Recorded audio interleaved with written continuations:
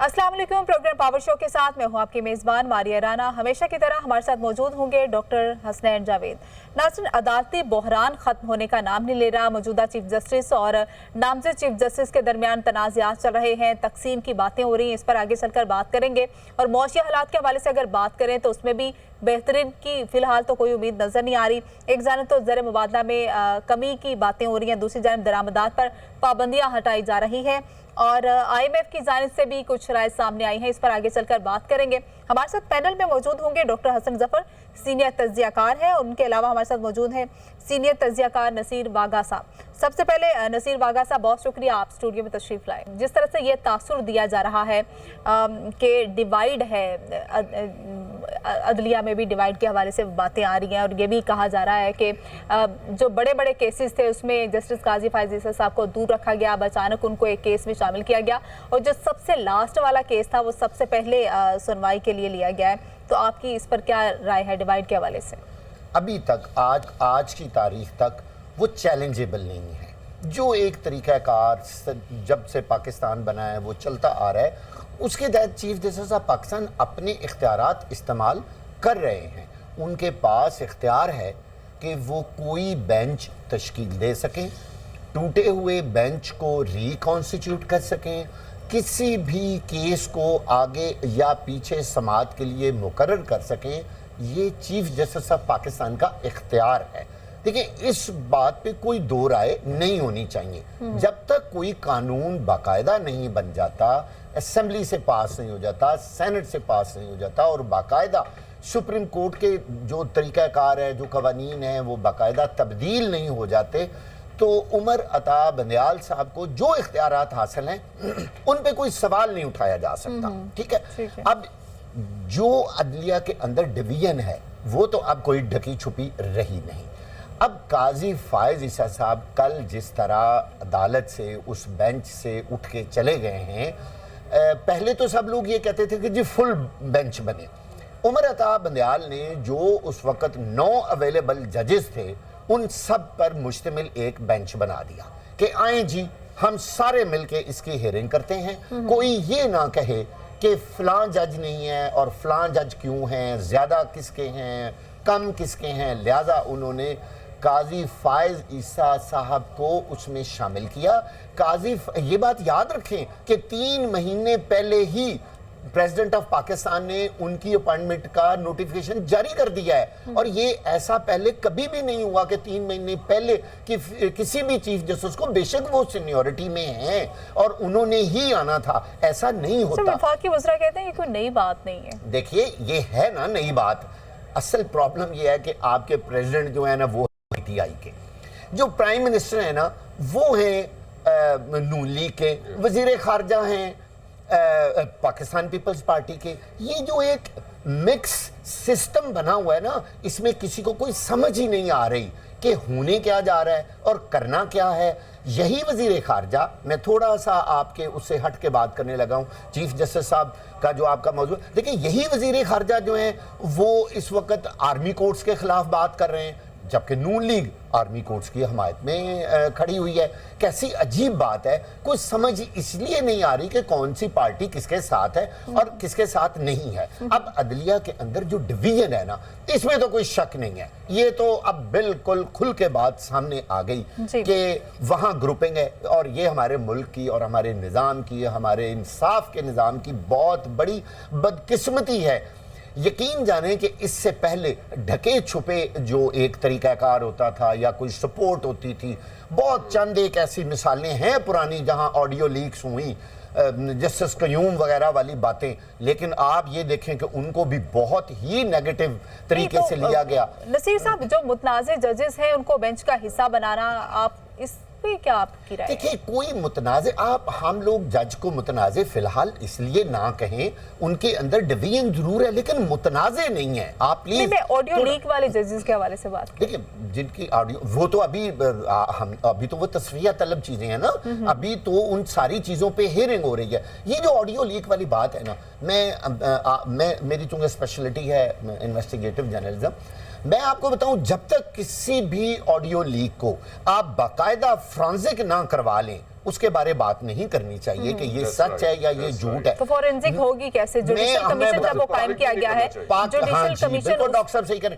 دیکھیے پاکستان کے اندر Punjab forensic lab agency, Punjab forensic science agency, میں نے خود وہ وزٹ کی ہوئی ہے. آپ دیکھیں اس کے اندر دنیا کا اتنا لیٹسٹ ایکوپمنٹ ہے, اور وہ یہ دعویٰ کرتے ہیں کہ ہماری کی ہوئی فرانزک آڈیو ہو یا ویڈیو ہو دنیا میں کہیں بھی چیلنج کر لیں, اب باہر سے کروا لیں. بھئی جب تک اس کے اوپر ٹھپا نہیں لگے گا کہ یہ فرانزک ہو چکی ہے اور یہ نصیر صاحب بالکل اسی درست کے ہے. لیے جوڈیشل کمیشن بھی بنانے چاہ رہے تھے نا, تو اس کے حق میں پھر کیوں نہیں ہے؟ جی بالکل بنائیں, وہ ان کو بنانا چاہیے. اس پہ جوڈیشل کمیشن بنے گا اور وہ بنائیں گے, یہ چیزیں کلیئر ہونی چاہیے. آپ دیکھیے پہلی بات تو یہ ہے, ایک بات کرنا چاہتا ہوں. دیکھیے پہلی بات تو یہ ہے کہ یہ آڈیو ریکارڈ کرنا ہی جو ہمارے بیسک رائٹس ہیں ان کے خلاف. آپ کا پرائیویسی جو ہے نا وہ رہنی چاہیے. آپ لوگوں کے آڈیو ریکارڈ کر کے, وہ کسی کی بھی ہو, وہ پی ٹی آئی کی ہو, وہ نون لیگ کی ہو, وہ پیپلز پارٹی کی ہو, وہ کسی جج کی ہو, وہ کسی فوجی کی ہو, کسی کی بھی ہو, وہ زیب نہیں دیتا کہ آپ کسی کی پرائیویٹ گفتگو کو ٹیپ کریں اور اس کو پھر آپ آڈیو چلائیں اور آپ اس پہ تماشا لگائیں. میرا خیال ہے یہ بنتا نہیں ہے, دنیا کبھی بھی اس چیز کو سپورٹ نہیں کرے گی. ٹھیک ہے ڈاکٹر حسن ظفر, آپ کا اس پر کیا تجزیہ ہے کہ قاضی صاحب کوئی بھی رائے دیتے وہ متنازع ہو جاتے؟ ملٹری کورٹس کے حق میں بھی اگر وہ رائے دیتے تب بھی ایشوز کھڑے ہو جانے تھے, خلاف دیتے تو وہ بھی, مطلب ایک کمپلیکیٹڈ سچویشن ہو گئی تھی. تو ان کا وہ جس طرح سے بینچ سے علیحدہ ہوئے, انہوں نے ٹھیک فیصلہ کیا ہے؟ دیکھیں بینچ سے علیحدہ ہوئے یا نہیں ہوئے, مسئلہ یہ ہے کہ ماریا وہ صاحب جو کہ اس ملک کے چیف جسٹس بننے جا رہے ہیں وہ کنٹروورشل ہو گئے ہیں. کیا جا رہا ہے ان کو؟ نہیں, انہوں نے خود کچھ ایسے اقدامات کیے جس سے ان کو کنٹروورسی کا سامنا ہے. وہ خود تشریف لے گئے تھے, اپنے قدموں پہ چلتے ہوئے پارلیمنٹ میں جا کے بیٹھے, انہوں نے اس کے اجلاس کی صدارت میں شرکت کی. یہ سارے انہوں نے اقدامات کیے اور ان کے حسن ظفر یہ کوئی غیر آئینی کوئی بری بات نہیں ہے پارلیمنٹ میں جانا. Not at all. لیکن دیکھیے انفارچونیٹ سچویشن یہ ہے کہ اس ملک کے ادارے جو ہیں وہ سارے پہلے آپ یہ پوائنٹ کلیئر کر دینا کہ پارلیمنٹ میں جانا کوئی بری بات ہے یا نہیں ہے؟ بالکل بری بات نہیں ہے, لیکن ایک ٹریڈیشن کے خلاف ہے. جو آپ کو جب آپ وہ ٹریڈیشنز کو وائلیٹ کرتے ہیں, بہت ساری چیزیں کتابوں میں نہیں لکھی ہوتی, وہ روایات ہوتی ہیں, اداروں کی بھی روایات ہوتی ہیں, جب آپ ان کو بائی پاس کرتے ہیں تو وہ باؤنڈریز بلر ہو جاتی ہیں. ٹھیک ہے, وہ آئین کی سالگرہ کے لیے ان کو بلایا گیا تھا. Under what compulsion he had to do what he did? یہ سوال تو رہ جاتا ہے نا. لیکن ڈاکٹر صاحب اس میں ایک اور بات ہے. دیکھیے آپ چیف جسٹس صاحب کو جا کے سرکاری بینچوں پہ نہیں بیٹھنا چاہیے تھا, وہاں نیوٹرل جگہ بھی ہوتی ہے. دیکھیے آپ نے اگر وہاں سپیچ بھی کرنی تھی تو آپ کر سکتے ہیں, لیکن اس سے بھی بڑی بات, جب کوئی جج پارلیمنٹ میں جائے گا تو کیا اس کو چیف جسٹس سے نہیں پوچھنا پڑے گا؟ آپ بتائیے, آپ ایک چینل میں رہتے ہیں, ہاں آپ ایک چینل کی ہوسٹ ہیں, آپ بتائیے آپ کسی بھی چینل پہ جائیں گی تو ظاہر ہے اپنے ادارے کو تھوڑا سا انفارم تو کر کے جائیں گی نا اپنے ہیڈ کو. ایک اور پہلو اس میں یہ ہے, دیکھیے آج جو چیف جسٹس صاحب نے بیان دیا ہے کہ بار بار تشریح نہیں کرنی چاہیے, اس سے کمپلیکیشن ہوتی ہے قانون کی تشریح کرنے سے, اور اس کے ساتھ ہی انہوں نے معیشت کے اوپر بھی کہا کہ بہت صحیح انہوں نے جوڑا اس بات کو. میں کہہ رہا ہوں بالکل صحیح جوڑا, لیکن اس میں بھی ایک چیز ہے, جب جیسے ہم نے پہلے دیکھا کہ ہمارے پہلے چیف جسٹس تھے وہ ہسپتالوں کے دورے بھی کرتے تھے, وہ دوسری جگہوں پہ بھی جاتے تھے. اب مطلب یہ آپ جب اپنے آفس سے اور اپنی باؤنڈری سے باہر جا کے کامنٹ کرتے ہیں, آپ کو کیوں معیشت پہ کامنٹ کرنے کی ضرورت پڑی؟ یہ تو حکومت کے اختیارات ہیں. ڈاکٹر حسن ظفر صاحب, ملٹری کورٹس کے حوالے سے ابھی کیس اس پر سنوائی ہونی تھی, تو اس سے قبل ملاقات ہوئی لطیف کھوسہ صاحب کی, اعتزاز احسن صاحب کی, موجودہ چیف جسٹس صاحب سے, تو پھر اس کو بھی متنازع قرار دیں گے آپ؟ پھر نہیں, میں اس کو متنازع نہیں قرار دے سکتا, لیکن یہاں پہ ہم نے کل اس بات کو بہت ایکسٹینسیولی ڈسکس کیا ہے. جب آپ کے ملک کے ادارے اتنے کنٹروورشل ہو جائیں گے اور اداروں کے جو آپ کے جو پرومیننٹ فگرز ہیں وہ کنٹروورشل ہو جائیں گے, تو پھر اس ملک میں جو ایک کریڈیبل ادارہ رہ گیا اس کو سٹیپ ان کرنا پڑے گا اس ویکیوم کو فل کرنے کے لیے. یہ بات سمجھنے کی ضرورت ہے. اب آپ اس میں اس ملک میں کون سی جمہوریت ہے, مجھے ٹیکنیکلی سمجھا دیجئے. جمہوریت تب ہوتی ہے جب ٹرانسفر آف پاور جو ہے ایک لمبے عرصے تک سموتھلی ہوتی رہے, وہ یہاں ہو رہی ہے. جمہوریت تب ہوتی ہے جب آپ کے ادارے جو ہیں ان کی باؤنڈریز ڈیفائنڈ ہوں اور وہ بلرڈ نہ ہوں. یہاں پہ ہر ادارے کی باؤنڈری بلر, آپ کے سارے جو ٹاپ آپ کے جو سویلین ادارے ہیں ان کی باؤنڈریز بلر ہو گئی ہیں. یہ جھگڑا چل رہا ہے کہ اس کو یہ بات کرنی چاہیے, اس کو یہ بات نہیں کرنی چاہیے, اور یہ پہلے نہیں تھا. ہم نے یہاں پہ یہ دیکھا ہے نا اس ملک میں کہ پہلے پرائم منسٹر یوسف رضا گیلانی صاحب کے خلاف جو سپریم کورٹ کا فیصلہ آیا کتنا بھی کنٹروورشل, انڈیزائربل, اچھا تھا, غلط تھا, برا تھا, لیکن اس کا احترام کیا گیا. پہلے یہاں پہ یہ نہیں ہوتا تھا کہ اگر میرے خلاف فیصلہ دیا تو میں حملہ کر دوں گا, میں یہ دیوار توڑ دوں گا. یہ ٹریڈیشنز نہیں تھیں. جب یہ باتیں ہونی شروع ہوئی ہیں اس سے یہ سارا پرابلم آیا. ڈاکٹر صاحب دیکھیں, حیران کن بات یہ نہیں ہے کہ اب تو سارے وزراء کہہ رہے ہیں کہ جو بھی فیصلہ آئے گا ہم نہیں مانیں گے. جیسے 14 مئی کا فیصلہ نہیں مانا گیا, کیسی عجیب بات ہے. جب یہ سب کچھ ہوگا تو پھر 9 مئی ہوگا, وہ بھی ہوگا. اچھا ہم نے تو پہلی دفعہ زندگی میں یہ سنا ہے, ہم نے اپنے پورے کیریئر میں یہ کبھی نہیں سنا کہ سپریم کورٹ کا فیصلہ ہو بھائی اگر یوسف رضا گیلانی صاحب فوری طور پہ اپنے عہدے سے ہٹ گئے تھے تو یہ بڑی بات ہے, انہوں نے فوراً مانا. بھائی اب آپ کہتے ہیں اب اگر چیئرمین تحریک انصاف اپنے عہدے سے فوراً ہٹ گئے تو پھر مثالیں ہیں نا ہمارے پاس. وہ تو نواز شریف صاحب کی نااہلی کا فیصلے کو بھی وہ نہیں مانتے, تو آپ چیف جسٹس صاحب کے اوپر کون سا پریشر ہے, کون سا دباؤ ہے؟ اب تک تو ان کو فیصلہ سنا دینا چاہیے تھا.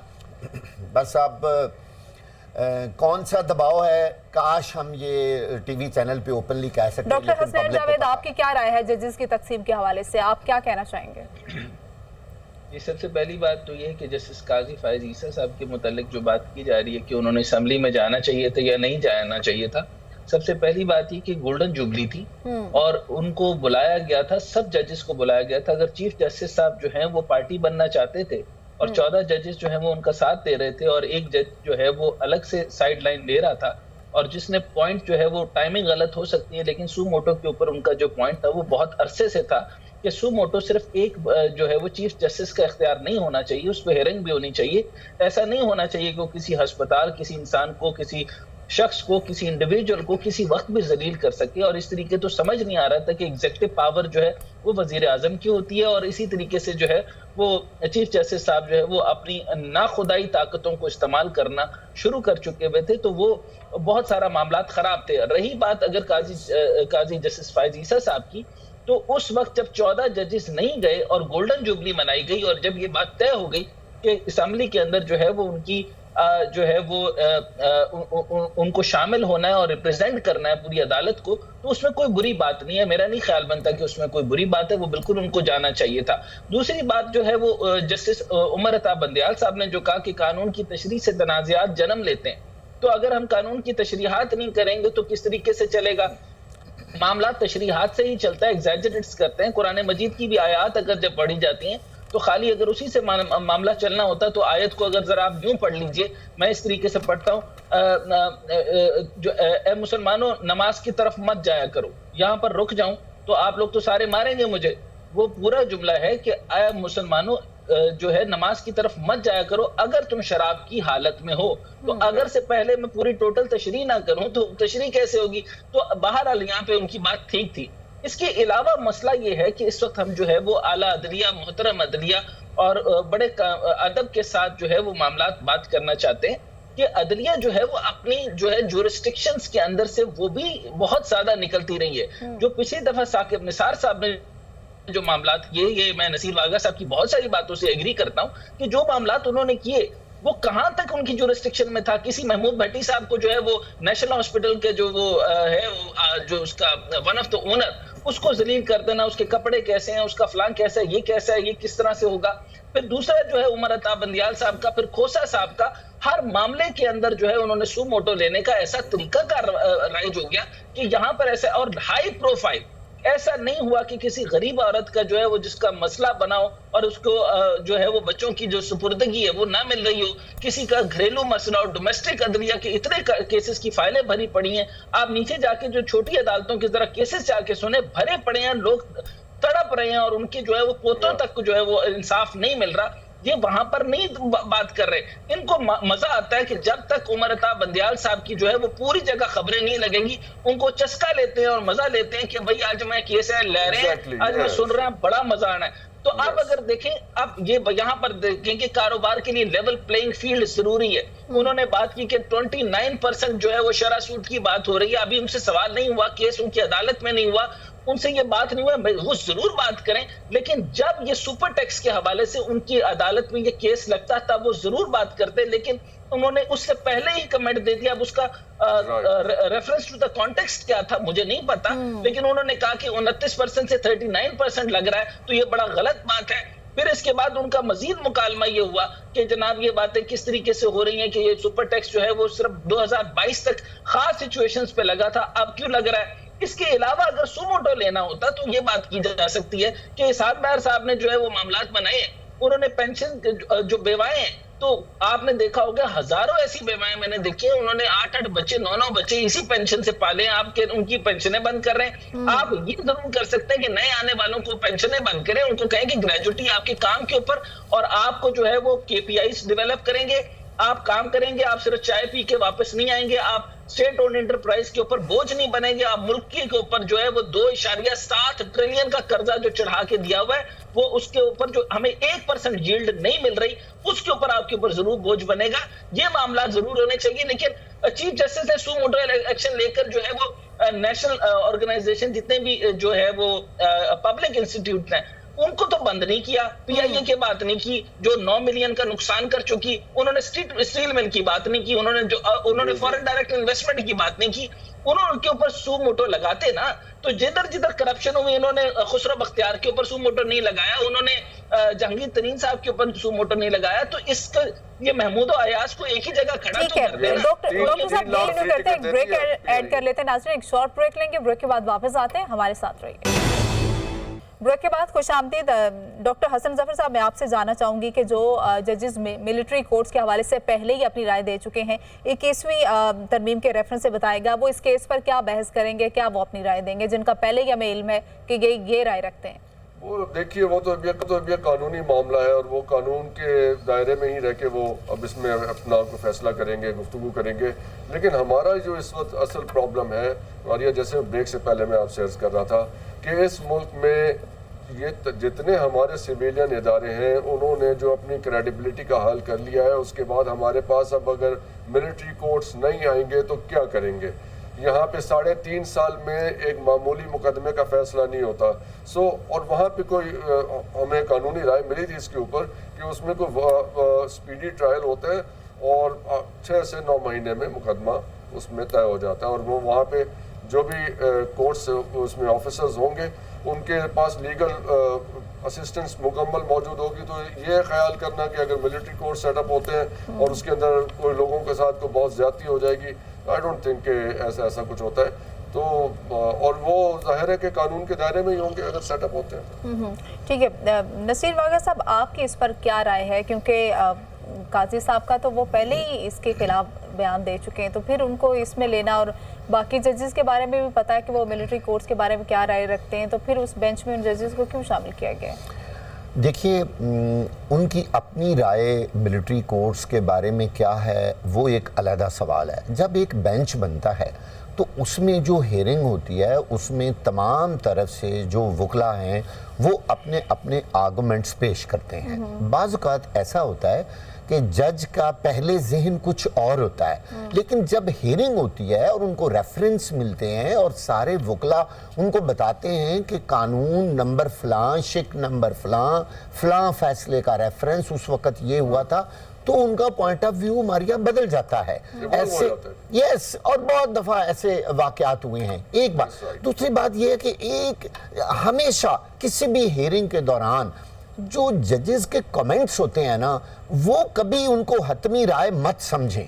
آپ پچھلی جتنی مرضی ہیئرنگز آپ دیکھ لیں, ہر ایک میں آپ کو لگے گا کہ شاید اس کا فیصلہ اس طرح آنے والا ہے, لیکن فیصلہ اس طرح نہیں آتا. اس میں ایک اور پہلو بھی ہے کہ یہ جو میڈیا جو ان کامنٹس کو, ریمارکس کو بہت ایکسٹینسولی کوٹ کرتا ہے, وہ ہاں, وہ دیکھیے, ایک تو ہمیں ان کامنٹس کو نہ فیصلہ بتانا چاہیے کہ جی یہ جج کا جو انٹینشن اس طرف چل رہی ہے، یہ اس طرح بات کر رہا ہے. ان کے جو کامنٹس ہیں نا، میڈیا ان کو بہت زیادہ ہائی لائٹ کرتا ہے، جس کے بعد تاثر یہ آتا ہے کہ یہ فیصلہ اب یہ آنے والا ہے. اب چیف جسٹس آف پاکستان نے کل جو ایک بات کیا ہے کہ جو ملٹری کورٹس ہیں ان میں سویلینز کا ٹرائل ہو سکتا ہے، مگر اس میں شرط یہ ہے کہ اس شخص نے بغاوت پر اکسایا ہو، ملک میں بغاوت کے لیے اس نے کوئی کام کیا ہو تو ہو سکتا ہے.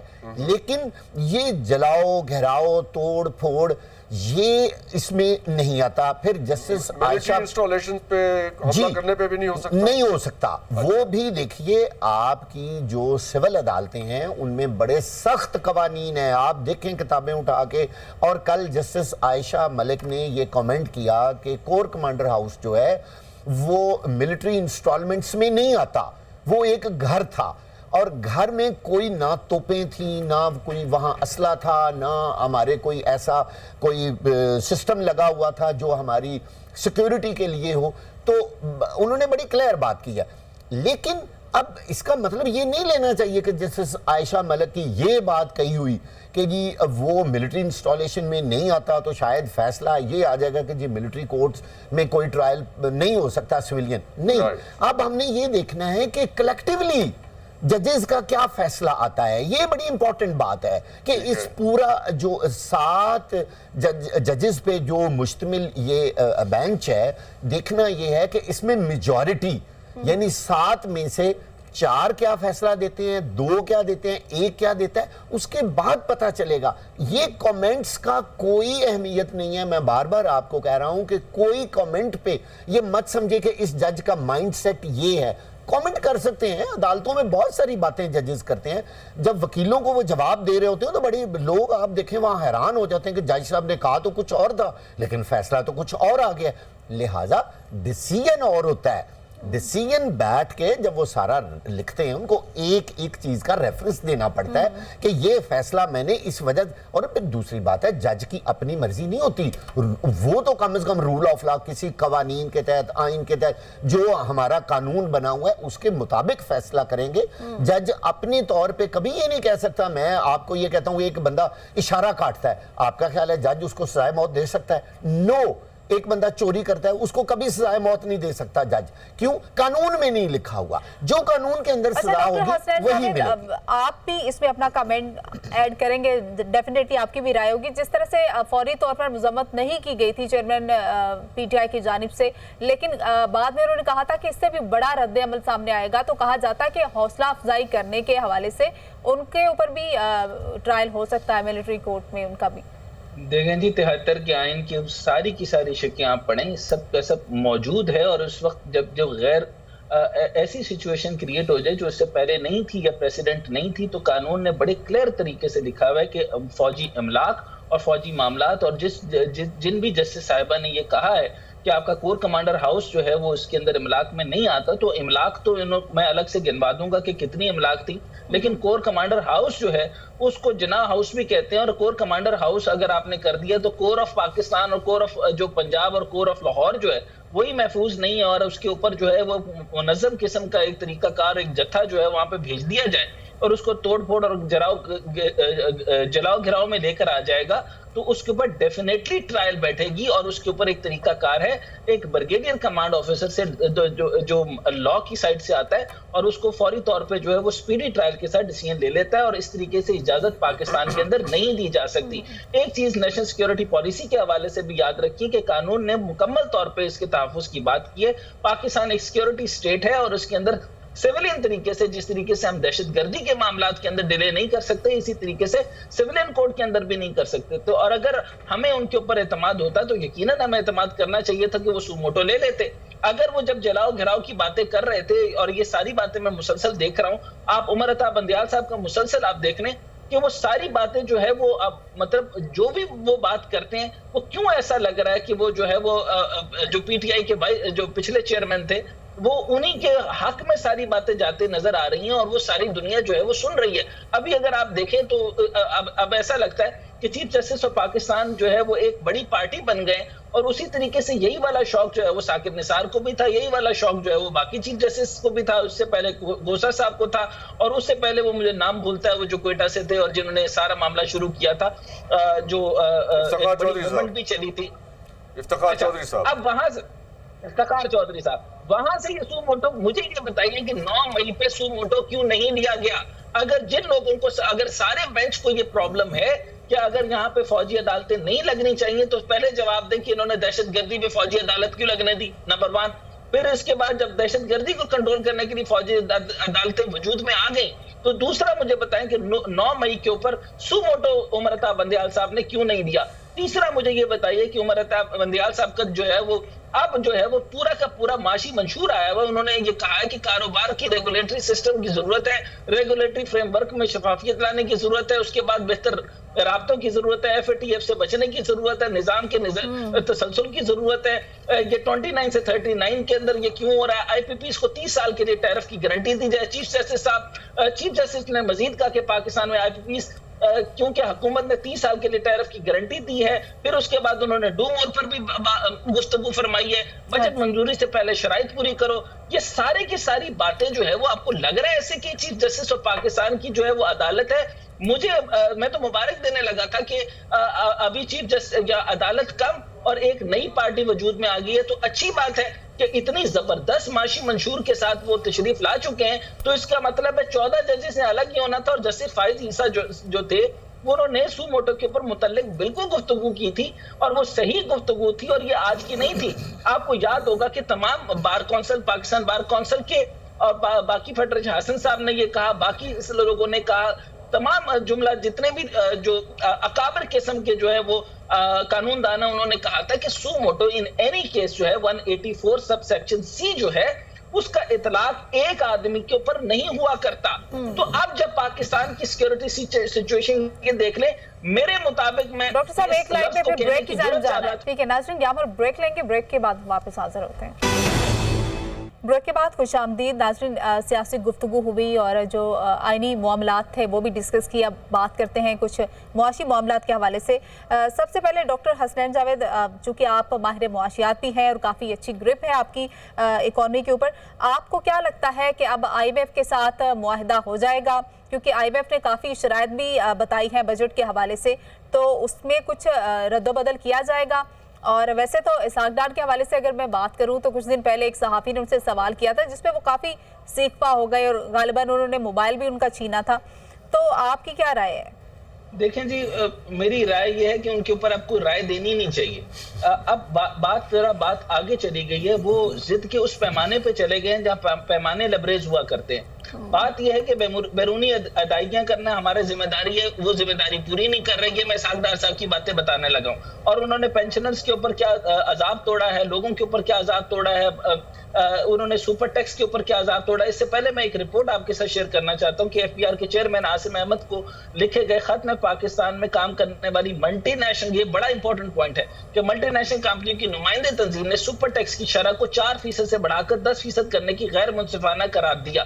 اب آپ مجھے یہ بتائیں, جب آپ جو پہلے ہیسکول کے پیچھے پڑے, پھر آپ نے شیل کو یہاں سے بھگانا چاہ رہے ہیں, اس کے بعد آپ ملٹی نیشنل کمپنیز کو اٹھا رہے ہیں, یہاں سے ہائپر سٹار سے لے کے تمام ملٹی نیشنل شیل کا ذیلی ادارہ تو یہی پر کام کرے گا نا ڈاکٹر حسین صاحب. ٹیکسٹائل جو آپ کا جو ہے وہ یہاں پر جو چل رہا ہے وہ تب کے سب لیوائس سے لے کے سب کے سب کریسنٹ ٹیکسٹائل سے لے کے سب multinational 6500 multinational companies آپ کی ٹیکسٹائل میں کام کر رہی ہے.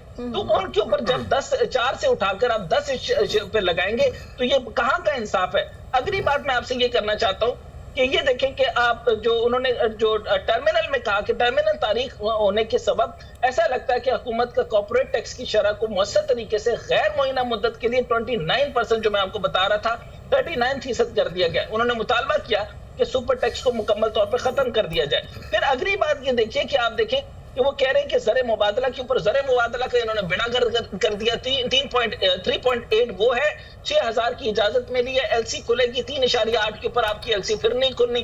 بزنس مین کا بیڑا کر دیا. اس کے اوپر میں نہایت ہی زیادہ مشہور ہوں آصف علی زرداری کی ذہانت کا کہ وہ اس ٹائم پر انہوں نے کہا کہ میرا ایک خواب ہے کہ میں 100 بلین کا 100 ارب ڈالر کا جو ہے وہ ایکسپورٹ کا سسٹم بناؤ اور وہ صرف اور صرف جو ہے وہ ٹیکسٹائل سے ہی ممکن ہے. یہ بات درست ہے کہ پچھلی دفعہ بھی ہم نے جب ان کو سبسڈیز دی تھی تو 5.5 کا ہمیں شرح نمو ملا تھا. اگر شرح نمو بڑھانا چاہتے ہیں تو ہمیں ٹیکسٹائل کو دیکھنا ہے. ابھی تک اکنامک زونز نہیں بڑھے, لیکن اس کے بعد اگر آپ یہ دیکھیں تو اسحاق ڈار صاحب نے ٹیکس جو پچھلی دفعہ جو ہے وہ ٹیکسٹائل کے اوپر فکس الیکٹریسٹی سبسڈی لگا دی تھی 20 روپے کی. آپ اندازہ کیجئے کہ جب وہ اتنی مہنگی یون ملے گی, اتنی مہنگی چیزیں ملے گی, انٹرنل پروڈکٹیوٹی آپ کو کم ملے گی, تو کون غریب کا بچہ جو ہے یہاں پر بنائے گا. وہاں پہ ایپٹما کے چیئرمین نے گور اعجاز سے ہاتھ جوڑ کے کہا تھا خدا دا نہ ساڑی جان چھڑ دے اسحاق ڈار, تیری مہربانی. تو اب اس کا مطلب یہ ہے کہ اگر وہ جب اسحاق ڈار صاحب ہماری جان نہیں چھڑیں گے تو اب آپ یہ دیکھیں کہ سپر ٹیکس لگا دیا. اس کے بعد جو پارلیمنٹ کے اوپر جو پارلیمنٹ کا تو بھلا کر دیا انہوں نے, تا حیات ان کو صرف مراد دینے کے بجائے مجھے بھی جلدی سے جو ہے وہ چیئرمین سینٹ لگا دے تاکہ تا حیات میرے 6 ملازمین 12 گاڑی اور ہمیشہ کے لیے گھر مجھے مل جائے. یعنی غریب کا یہاں پہ لینا دینا ہی نہیں ہے. آپ نے 30,000 ٹوٹل رکھے, 2,000 اوپر کر دیا, آپ کیسی باتیں کر رہے ہیں. آگے میں اسی پر تجزیہ لیتے ہیں. نصیر واگا صاحب بھی ہمارے ساتھ موجود ہیں. نصیر واگا صاحب, ڈاکٹر صاحب اس پہ نصیر صاحب کا اس پہ پوائنٹ آف ویو لے لیتے ہیں. نصیر صاحب آپ کیا کہیں گے کہ انہوں نے کہا تھا کہ IMF کے ساتھ اگر معاہدہ نہیں ہوتا تو ہمارے پاس پلان بی بھی موجود ہے. پلان بی کیا ہے ان کے پاس؟ سارے پلان فیل ہو گئے. ABCD کوئی پلان نہیں ہے, صرف قوم کے ساتھ جھوٹ لالی پاپ دیتے رہتے ہیں. آج بھی انہوں نے کہا ہے اسحاق ڈار صاحب نے کہ اگر وہ پلان نہیں بھی ہمارا ان کے ساتھ معاہدہ ہوتا تو بھی ہم کام چلا لیں گے. بھائی کس طرح کام چلا لیں گے؟ یہ ڈاکٹر صاحب نے بہت صحیح باتیں کی ہیں. ابھی یقین جانے میں آپ کو بالکل کلیئر بات بتا رہا ہوں کہ اسحاق ڈار صاحب کی نسبت واقعی آصف علی زرداری صاحب نے جو باتیں کی ہیں وہ ایسے لگتا ہے کہ اصل اکانومسٹ وہ ہیں. یعنی انہوں نے کہا کہ ایکسپورٹ بڑھائیں, اور اس کے ساتھ ساتھ انہوں نے کہا کہ میں ملک کے اندر کپاس اگانے کے لیے اس کا بھی ایک سلسلہ شروع کرنا چاہتا ہوں. کل انہوں نے بڑی اچھی آپٹما میں باتیں کی ہیں. جب آپ یہ جو بڑے بڑے تاجر ہیں, بڑے بڑے لوگوں پہ آپ ان پہ سپر ٹیکس لگائیں گے, اس کا رزلٹ کیا ہوگا؟ ٹیکس چوری. میں آپ کو اب فیکٹ بتانے لگا ہوں کہ بہت سارے انڈسٹریلسٹ, بہت سارے بزنس مین یہ کہتے ہیں کہ خدا کا واسطہ ہے اگر آپ اپنی ٹیکس سلیب کم کر دیں تو آپ کا ٹیکس ریونیو بڑھ جائے گا. آپ FBR کے اندر جو کچھ ہو رہا ہے, جس طرح ٹیکس چوری ہو رہی ہے, جس طرح افسران ٹیکس کھا رہے ہیں, جس طرح رشوت کا ریٹ ہی بڑھتا ہے, رشوت کا ریٹ بڑھ, اب یہ سپر ٹیکس کا کیا رزلٹ ہوگا بھلا؟ لوگ اپنی انکم شو ہی نہیں کریں گے, لوگ 30 کروڑ تک نہیں جائیں گے. لوگ اپنی جو ہر سال جو سالانہ گوشوارے جمع کراتے ہیں وہ جھوٹے کروائیں گے, وہاں تک وہ لیول ہی نہیں لے کے جائیں گے. 10 والا ریٹ 15 پہ چلا جائے گا. جی, بزنس مین کیا کرتا ہے؟ ایک جملہ ایڈ کرنا چاہتا ہوں. جی ڈاکٹر صاحب. اچھا, اس میں صرف ایک جملہ ایڈ کرنا چاہتا ہوں کہ جیسے انہوں نے گور اعجاز نے اور باقی ایپٹما میں اور پورے ٹیکسٹائل نے مل کر کہا کہ آپ ہمیں کاٹن بڑھا کے دے دیں اور آپ ہمارے ٹیکسٹائل کو سبسڈیز دیں یا نہ بھی دیں, آپ ہمارے ساتھ کمپیٹیٹو پرائس انڈیکس طے کریں, اس کے اوپر ہمیں 1000 ارب روپے کا پروفٹ دیں گے. دوسری امپورٹنٹ بات جو زرداری صاحب نے کی, انہوں نے کہا کہ میں آپ بزنس مین جو ایپٹما کا, جو زراعت کا اور جو جس صنعت کا ماہر آدمی ہے, جس نے سب سے زیادہ اپنے بزنس میں جو ہے وہ معاملات پیدا کیے ہیں, میں اس کو جو ہے وہ پوزیشن آفر کرتا ہوں کہ وہ فیڈرل منسٹر کا سٹیٹس لے آ کر.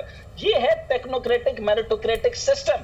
تو میں پہلی دفعہ بڑا خوش ہوا ہوں کہ کسی شخص کے اندر, دماغ کے اندر جو ہے وہ پاکستان کا معاشی منشور بھی ہے. میں اپنی بات بڑھائے بغیر تاکہ پینلسٹ اور بات کر سکیں, لیکن میں یہ یہاں سے بڑی خوش اسلوبی کے ساتھ یہ بات دیکھ رہا ہوں کہ زرداری صاحب کا ایپٹما میں گفتگو کرنا اور بیوروکریسی کے اوپر بہت بڑے کوسچن مارک کرنا. ہم اگلا پروگرام بھی اسی پہ کرنا چاہیں گے کہ بیوروکریسی جو ہے نا وہ اس ٹائم پر آبسلیٹ ہو چکی ہے, ان کو ہٹا کے ٹیکنوکریٹس کو گورنمنٹ. ڈاکٹر صاحب آپ سے ایک اور چیز سمجھنا چاہوں گا. ٹھیک ہے ڈاکٹر صاحب, آپ کا پوائنٹ آ گیا. ٹائم کی شارٹیج کی وجہ سے ہم یہ موضوع جو ہے وہ پھر نیکسٹ اپنے شو میں ضرور شامل کریں گے. ڈاکٹر حسن ظفر, نصیر واگا صاحب ہمارے ساتھ موجود تھے اسٹوڈیو میں, آپ لوگوں کا بہت شکریہ, اور مجھے ڈاکٹر صاحب کو اجازت دیجیے. اپنا بہت سارا خیال رکھیے گا. خدا حافظ.